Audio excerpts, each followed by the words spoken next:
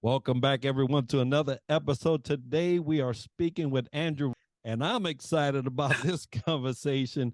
He is a keynote speaker, a coach for event planner businesses, and more importantly, an Army veteran that is helping you reimagine how you experience your next event. Andrew, welcome to the show. Thank you so much, Enrique, for having me. It is truly a pleasure to be here. No, and the honor is mine, brother. I've seen you on social, mainly on LinkedIn. Love what you do. You're about the sharpest brother I've seen in a while. Look at these pictures, folks. If you haven't seen these pictures, you need to go check them out. But we will be talking specifically about planning for impact as it relates to leaders, as it relates to common day-to-day events. Yep. We're always planning, and we always want the biggest bang for the buck, and we're going to be talking about that. So if you're looking for that, this is the episode for you. But before we get into it, tell us a little bit about you. Yeah, again, thanks for having me, Enrique. My name is Andrew Roby from Miami, Army veteran. It's so weird because, in the Army, I was doing things like chemical defense, nuclear warfare, all that kind of stuff. So it is a complete change for what I do as an event planner. There are some nuances that, being in the military, the discipline and, the routine, the battle rhythm, as we used to call it, that does play a role into what I do now. But as an event planner, I've been planning events since 2005. So almost 2 decades of planning events, seeing how, things change, the dynamics of people and how events really play such a big role in people's lives, whether they know it or not. And so it's been really incredible. My team is with me. It's the 5 of us, so I couldn't be here without them. Those are really, they're my rock, my foundation. And so planning events and just really trying to be creative and seeing how those events impact communities, especially diverse communities, and seeing how my little individual piece of the pie really plays into the big picture. So I love what I do. And I think, I pray to God that I keep having every single day, a chance to do just that. Well, I thank you for what you did in the service. And I love these conversations because it's truly where you start to learn a little bit about folks. I have a CBRNE background because I did meteorology, right? Those radfo messages that you would get for fallout and things, right. I was in charge of that. So I'm sure that we crossed paths some way, shape, or form. Yeah. But now that you getting into this different realm of event planning. Right. So what exactly is an event planner? Yeah, so I like to look at myself honestly outside of the logistics of event planning, right? So when you say event planner, a lot of people say, oh, okay, yeah, this is the person that, finds the venue for us. They find the vendors, they, make sure that, registration is set up and all that. Yes, those are the foundational pieces of what an event planner does and should do. However, I am the type of person that I create change through events. And that's what I like to lead with. I like to use opportunities to change people's minds, to create promoters out of events so that way they can go out there and change the world. So if you're looking for a person that has that type of dynamic, that is wanting to be a partner in crime with you, to be able to influence people by using events as that vehicle, that's what I strive to do every single time I get a chance to, bring on a client and produce an event for them. I often tell folks that the military will expose you to everything you could ever do in any situation. Yeah. Events is one of them, right? Yeah. They'll say, hey, we got a retirement coming up. Guess what, Sergeant so-and-so? You're in charge. And you're like, what? I ain't even been to a Yeah, and it's funny because that was, so my last duty station, even though I've also got deployed within that duty station, was at the Old Guard. And, if anyone knows the Old Guard, it goes to multiple, entities, for the armed services, but for the Army, it's the Old Guard. and it's the ceremonial unit. So it's a unit that does retirements. We do foreign dignitary ceremonies. We do the Tomb of the Unknown Soldier. We bury, so many fallen soldiers in Arlington National Cemetery, and more. Like when I first came to this unit, I was put on detail to bury President Ronald Reagan, and I was like, to your point, what, what did I just get myself into? Like, I had no idea of how, like, literally serious, top level to the detail it took for a presidential, funeral, and the processions, and the arm burials, and all. It's just so much that went into a funeral. Of course, that's a presidential funeral, but still, it's the details that you have to focus on, even when planning things at a much smaller, minute level. So it was wild. I mentioned that just by an example, didn't know that you was actually in that mix. But as all things would have it, the comment makes the conversation a whole lot better. But you're talking about details, and when you're in leadership, those details will make or break you. Yep. Right. And I'm sure in event planning, those details will make or break you. Yep. And so it doesn't matter whether you're just been dubbed the next funeral person, or you just been dubbed the next reenlistment person, right, in the military. You have to go to where those details are, because they really do matter. These are events where it's more than just the participant, family, extended family, so on and so forth. Sometimes even media shows up, and then I'm sure in that funeral, that was the case, right? Media was there, and so those details do matter, and sometimes become roadblocks. So, what are some roadblocks to being a great planner? There's so many, honestly. One is that for me, and maybe for you as well, being in the military, oftentimes our desire is to always be in control, right? If I'm the platoon sergeant, these are my people, you go off of my commands. If I'm the first sergeant, this is my company, you go off of my commands, you do move, get the orders and move out, right? No questions asked. And when I got into event planning, I struggled with that, because I was like, boom, boom, boom, get this done, do this, like literally just rocking with, the instructions or the orders. And it didn't work that way. People were slow. People, you had to tell them multiple times. You had to train, people to be able to do what it is that you needed them to do. So there's a lot of situations where you're trying to execute an event, but you're not necessarily the only person. An event requires so many different bodies with so many different backgrounds and accolades and experiences and all that kind of stuff that you have to work with in order to be able to bring that out.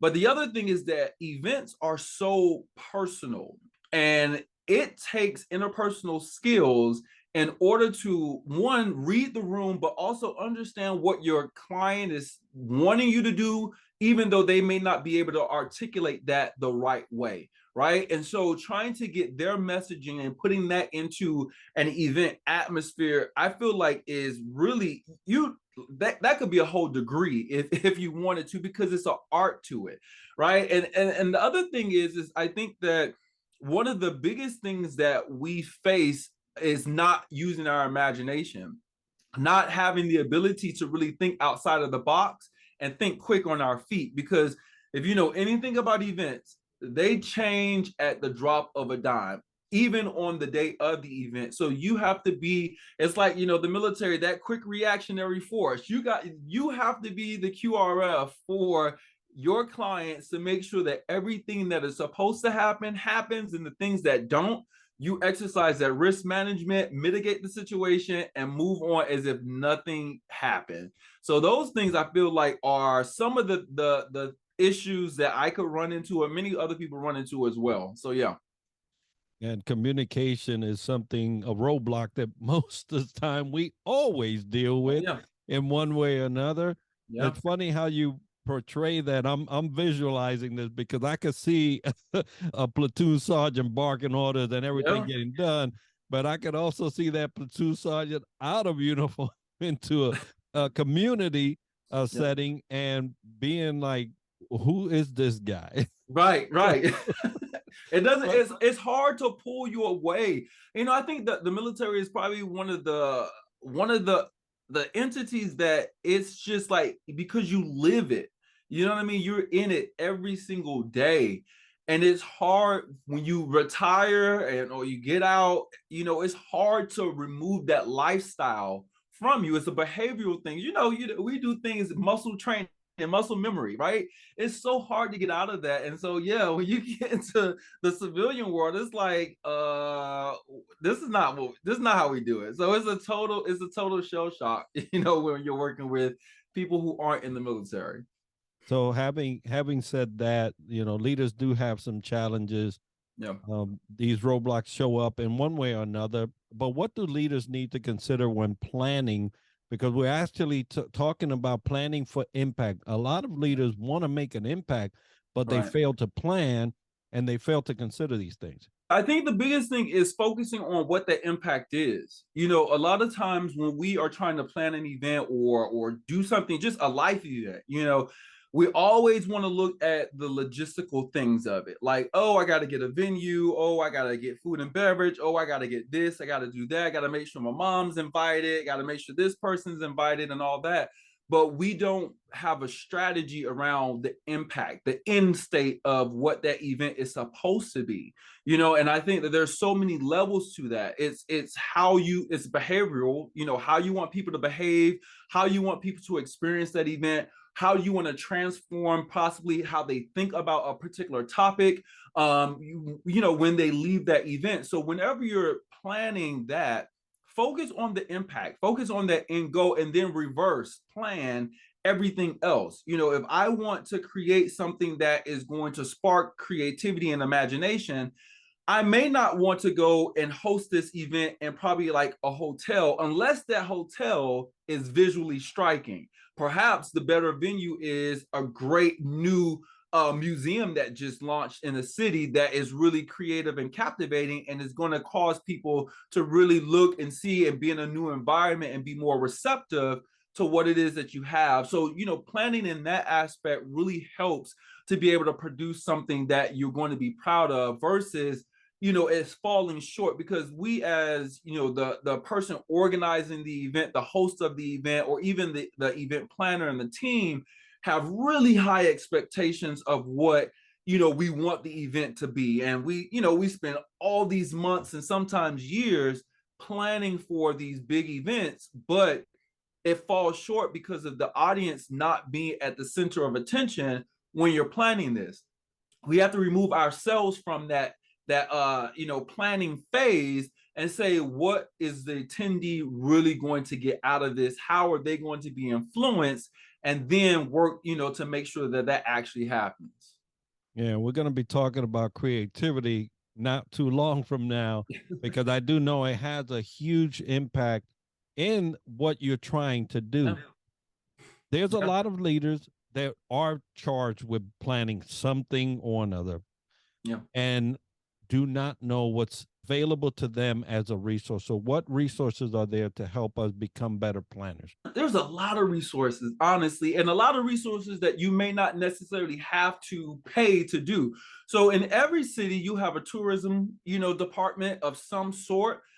Within that tourism department, it's, they have, the convention center, they have, DNCs and all these, other things. But ultimately, there are resources that you can use to say, hey, look, this is what I'm trying to do. I may not know where to start or who to reach out to get the ball rolling. And those convention centers or tourism agencies are going to be the ones to point you in the right direction and give you resources free of charge to say, okay, look, this is how you find a venue, or this is the venues that I think will work for what it is that you're looking to do. And then you go from there, based off of whatever it is, that the event requires.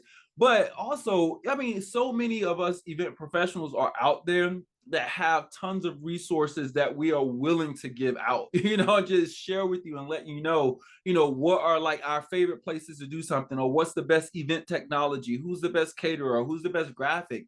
It's just about asking the question and not feeling, that you can't. There's not necessarily, and then you have so many associations.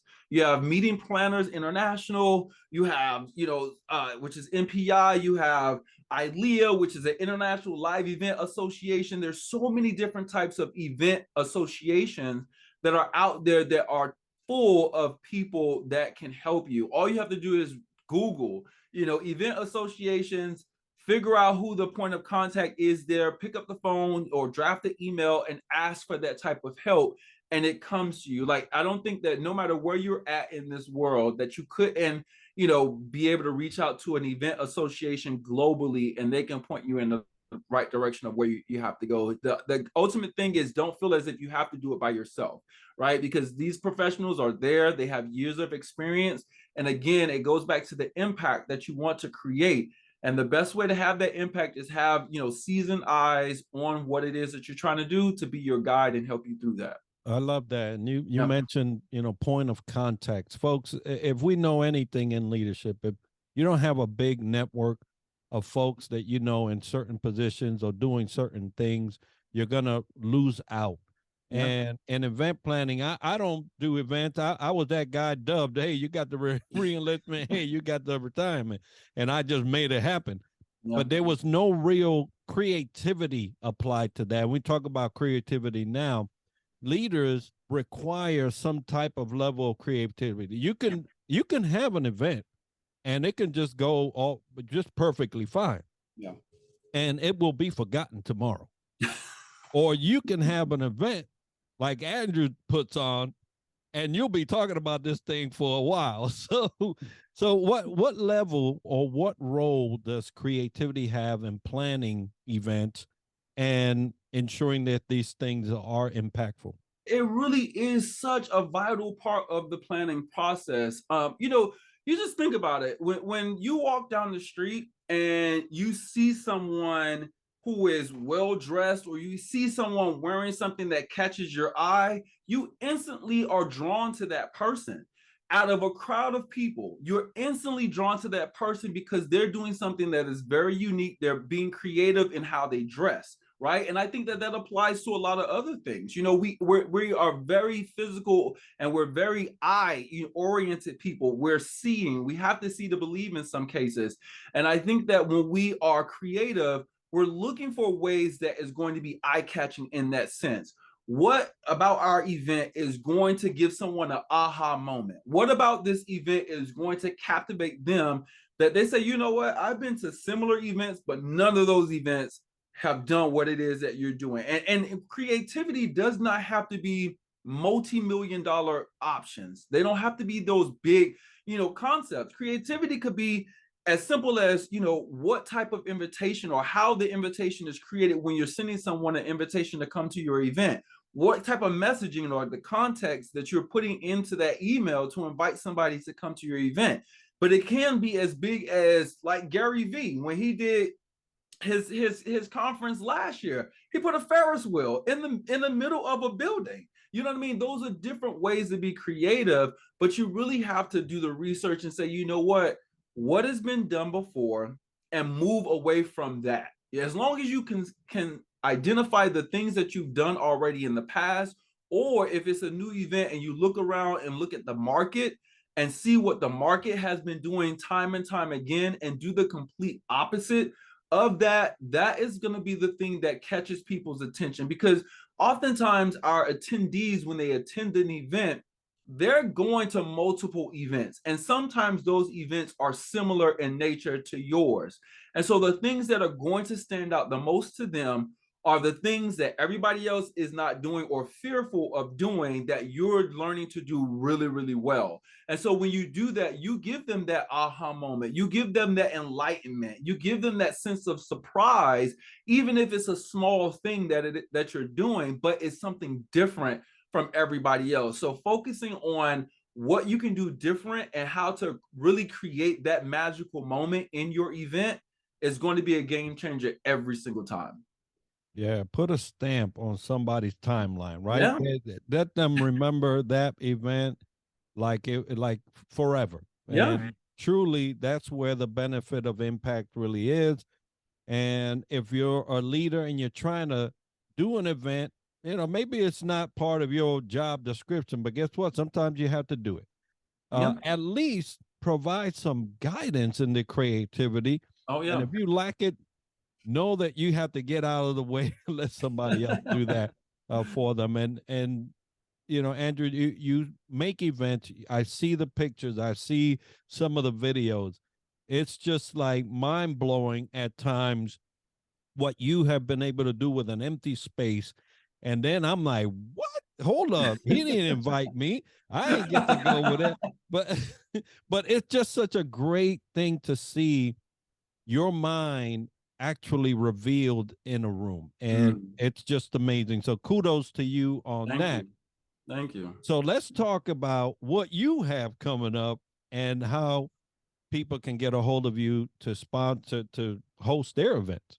Yeah, we have so many things coming up with our clients. To this week alone, I've just submitted like 4 proposals to clients out of 5. I got one more to go. And it's chaotic, but all of these are conferences or summits, they're annual events that pretty much, any association, or organization can have. So that's what we're doing right now. It's the beginning of the summer, so a lot of times, a lot of our clients and their organizations are doing these annual multi-day, conferences and things like that. But now, honestly, even though we're planning those now, I'm actually thinking about what's happening for the end of the year. All those holiday parties, all the times to celebrate, all the hard work that your teams, your employees, your community has done. That's what we're starting to focus on now and shift direction to, for that. But yeah, I mean, I'm here in DC. We travel, our core locations is Dallas and Los Angeles as well, but we're global. So we travel everywhere. So you can find me anywhere you need me.